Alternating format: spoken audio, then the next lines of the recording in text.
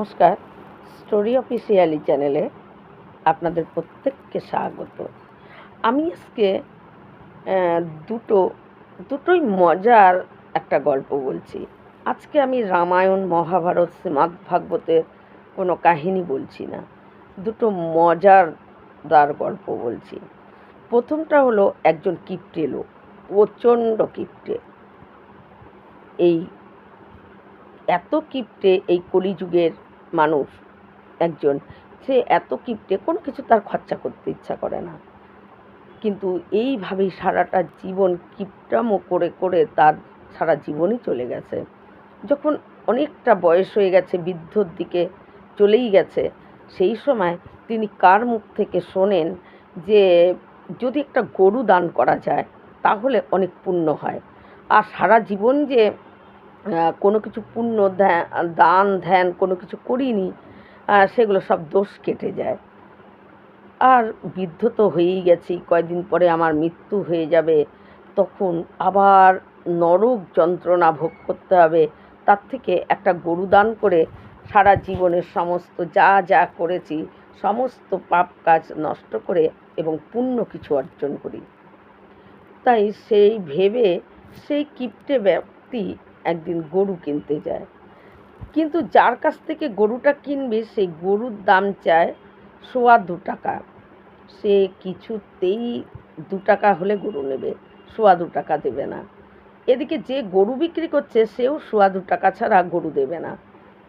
অনেকবার বলে যে 2 টাকা নাও ভাই, গরুটা দাও, কিন্তু সে বলে যে না, কিছুতেই হবে না, 2.25 টাকাই দিতে হবে, না হলে আমি গরু দেবো না।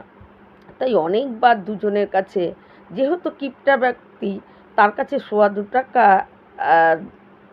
দিয়ে গরু কিনে দান করবে, সেটা তার অনেক ভাবনার ব্যাপার।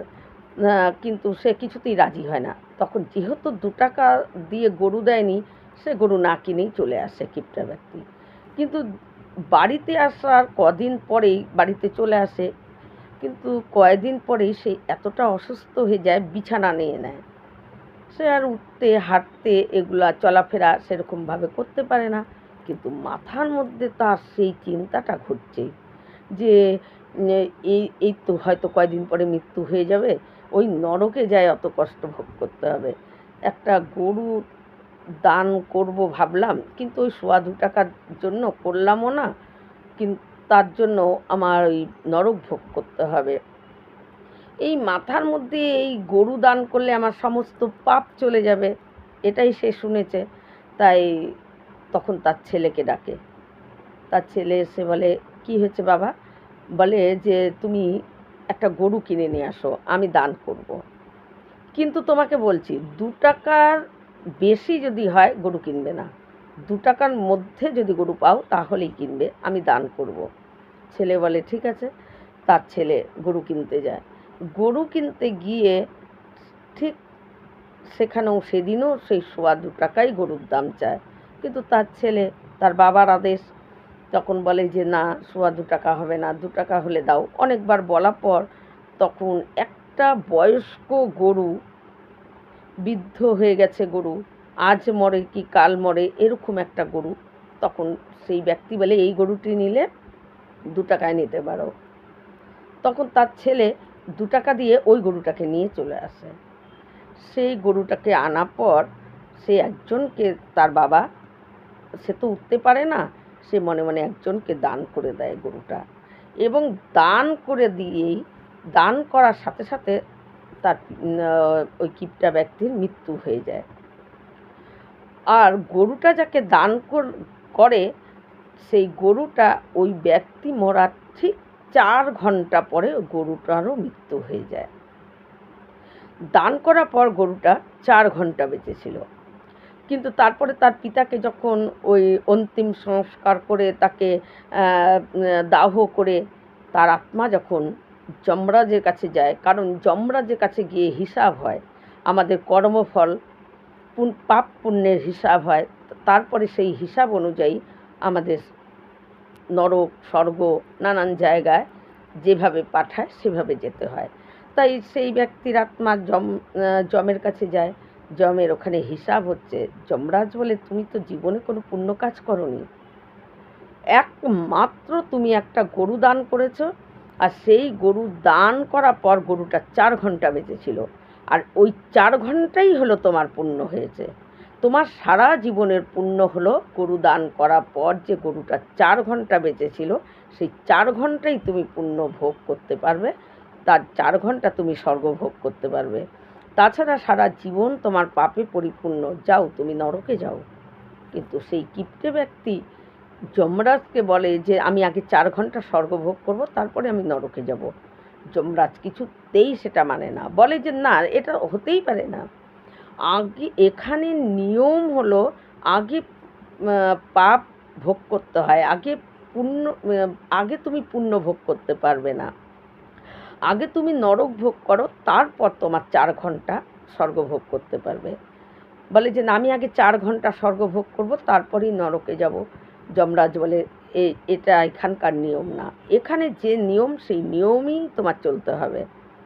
সেই ব্যক্তি যমরাজের সঙ্গে এরকম কথা কাটাকাটি হতে হতেই 4 ঘন্টার পরে যে গরুটি যে দান করেছিল, সেই গরুটি তারও মৃত্যু হয়ে যায়, সেও যমের কাছে চলে আসে তার আত্মা। সে যখন এসে দেখে যে যমরাজ আর তার মধ্যে কথা কাটাকাটি হচ্ছে, এ বলছে আগে নরক যাও, আর এ বলছে আগে স্বর্গে যাব, 4 ঘন্টা আমার পুণ্য আছে। তখন সেই গরু বলে যে আমি সেই গরু, তুমি আমাকে দান করেছিলে। ওই কিপ্টে ব্যক্তিকে বলে, বলো তোমার জন্য যদি কিছু করতে হয়, তোমাকে যদি কিছু সাহায্য করতে হয় আমি করব, কারণ তুমি আমাকে কিনে দান করেছো।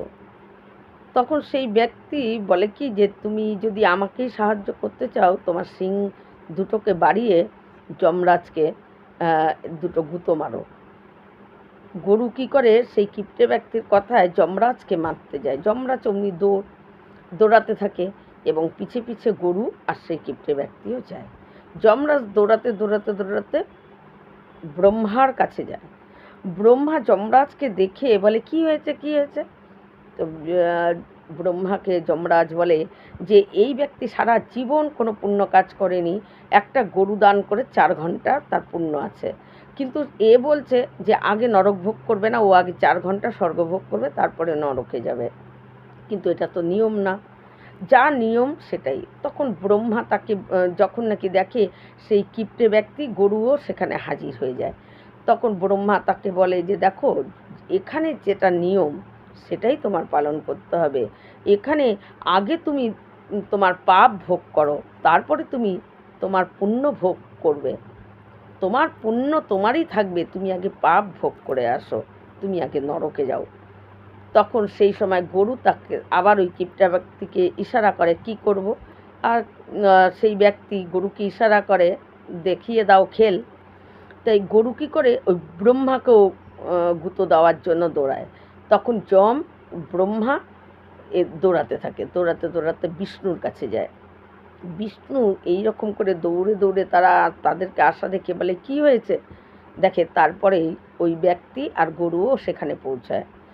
বিষ্ণুকে ব্রহ্মা আর যম সব কথা বলে যে এই ব্যক্তি কোনো পুণ্য নেই, 4 ঘন্টা খালি পুণ্য, তার জন্য এ আগে স্বর্গভোগ করতে চায়। তখন বিষ্ণু তাকে বোঝায় যে দেখো এখানকার নিয়ম, তুমি যদি নরক ভোগ না করে তুমি কি করে স্বর্গে যাবে?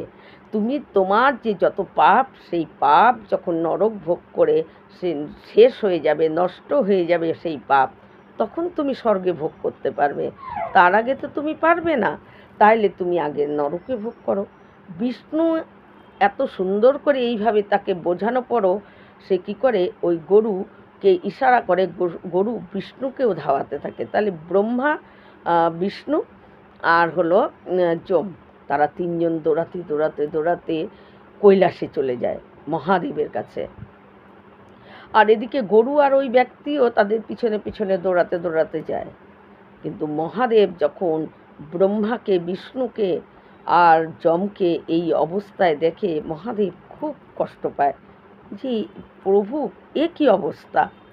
তখন বলে, যমরাজ বলে যে প্রভু, একজন ব্যক্তি সারা জীবনে কোনো পুণ্য কাজ করেনি, একটা গরু দান করে 4 ঘন্টা তার পুণ্য, কিন্তু সে কিছুতেই আগে নরক ভোগ করবে না, সে বলছে ও আগে 4 ঘন্টা পুণ্য ভোগ করবে। বলতেই গরু আর সেই ব্যক্তি ওখানে শিবের কাছে হাজির।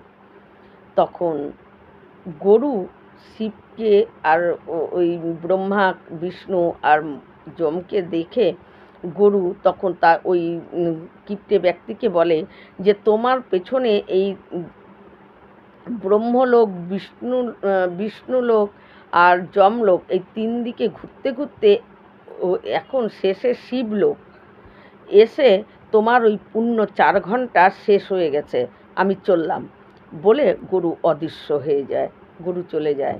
সেই ব্যক্তি একাই দাঁড়িয়ে আছে। তখন শিব আর এদিকে বিষ্ণু আর এদিকে যম আর ব্রহ্মাকে ওই ব্যক্তি দেখছে, তারা দাঁড়িয়ে আছে আর ওই ব্যক্তি একা, তার পাশে গরু নেই। তখন শিব তাকে বলে যে দেখো, যেটা নিয়ম সেটাই পালন করতে হয়। তুমি নিয়মের, তোমার জন্য তো নিয়ম পরিবর্তন করা যাবে না। যেটা নিয়ম, তোমার শরীরের যে পাপ, সেই পাপটাকে নরক ভোগ করে সেটাকে নষ্ট করো, তুমি পুণ্য ভোগ করতে পারবে।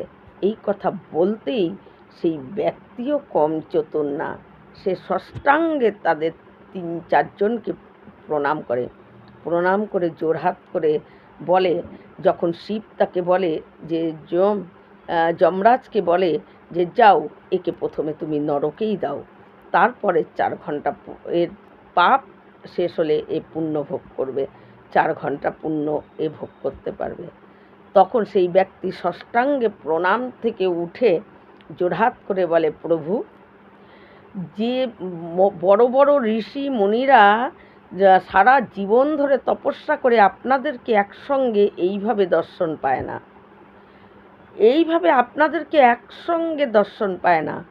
আমি এতটাই পুণ্যবান যে আমি একসঙ্গে আপনাদেরকে দর্শন করলাম, আর আপনাদেরকে একসঙ্গে এত সাক্ষাৎ, এত কাছের থেকে দর্শন করার পরও আমার ভিতরে কি কোনো পাপ এখনো আছে?